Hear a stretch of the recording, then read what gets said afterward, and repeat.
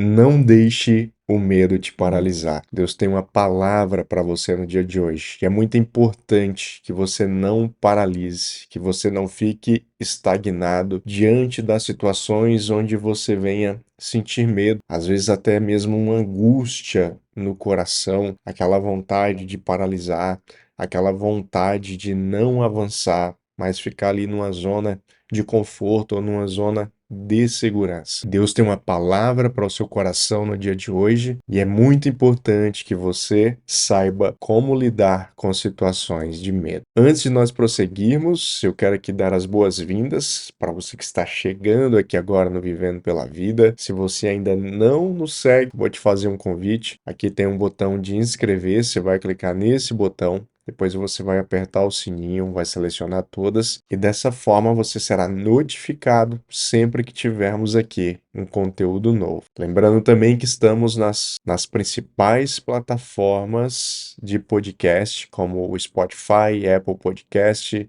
Amazon Music, dentre outras. Então te convido também a curtir e acompanhar o Vivendo pela Vida. O fato é que todos nós sentimos medo na vida. Alguns vão sentir medo em uma área, outros em outras áreas, mas o fato é que todos nós temos medo de alguma coisa. Alguns vão ter medo de altura, outros não vão ter medo de altura, outros vão ter medo de confrontos, outros não vão ter. Alguns vão ter medo de algumas espécies de animais, outros vão ter medo de ficar sozinho, outros vão ter medo de fazer coisas, outros vão ter medo de realizar coisas, como por exemplo abrir um próprio negócio, liderar um grupo e assim por diante. Nós poderíamos aqui ficar dias falando sobre os diversos medos que existem e ainda assim não cobriríamos todos eles, porque os medos são os mais diversos possíveis. Agora, o que acontece diante disso, das situações de medo, é que ele faz com que a maioria das pessoas paralisem, ou seja, elas não conseguem avançar na sua vida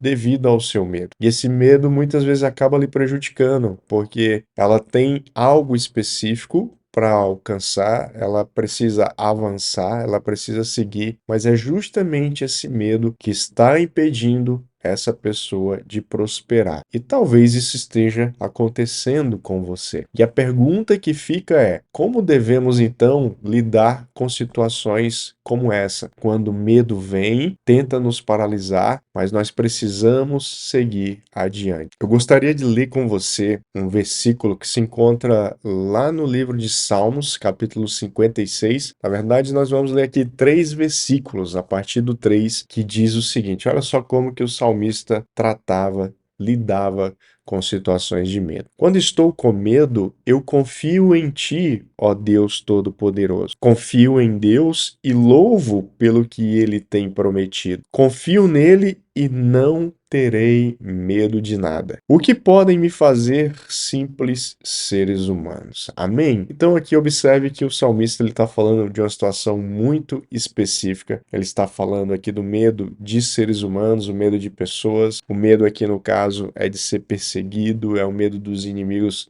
atrapalharem a sua vida, atrapalharem os seus negócios. Mas essa mensagem, ela se enquadra em qualquer tipo de medo que você venha a ter na sua vida, principalmente aqueles medos que te paralisam, né? Aqueles medos que te impedem de conseguir algo na sua vida. Obviamente tem alguns medos que eles não são tão prejudiciais e que necessariamente você não precise vencê-los, como por exemplo, às vezes você pode ter medo de aranha e você pode conviver a sua vida inteira com medo de aranha e tá tudo certo, porque dificilmente você vai se deparar com uma aranha. Então, necessariamente é um medo que você não precisa vencer. Agora, por exemplo, às vezes pode ser que você tenha medo de entrar em um relacionamento. Você é uma pessoa que quer casar, quer ter filhos, quer ter uma família.